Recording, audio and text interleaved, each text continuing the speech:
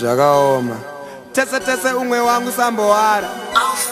Zvinhu zvacho zviri pasi seku. Tese umwe wangu Samboara.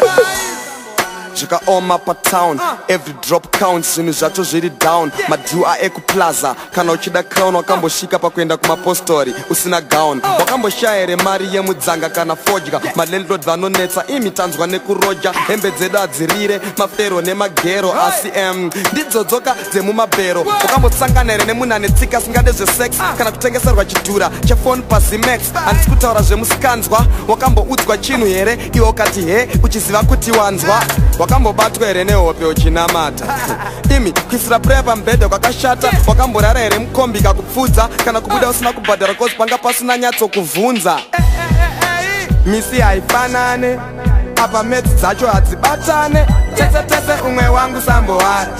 Tese umwe wangu Samboara. Chero mari yekupenga sane haikwane. Tese umwe wangu Samboara. Tese umwe wangu Samboara.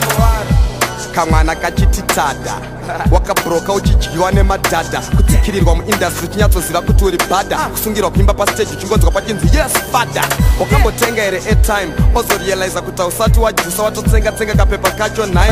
Wakambobuda here mutoileti wapa vanhu ona kuti trouser rako rine madoto eweti. Farira izvozvo Musamboara, farira izvozvo Musambonyara, Musambopara makangwara akona kurara. Farirai zvese, farirai magumbeze, farirai masese, farirai mbira, farirai deze, farirai mastudio, farirai madhiyo. Zvinhu zvese haikona kungo chema ingobhema iwe hauzirema.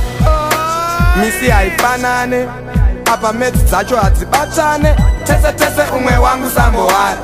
Tese umwe wangu Samboara. Chero mari yekupenga sane haikwane. Tese umwe wangu Samboara.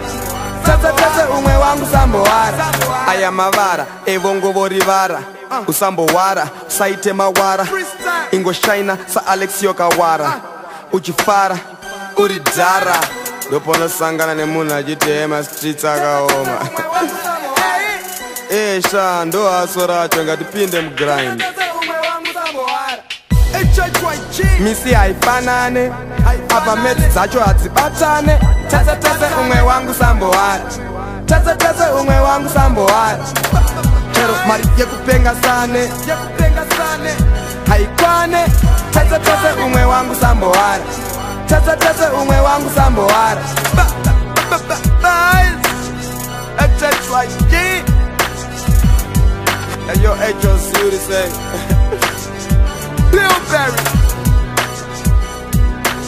I got great beats on this one.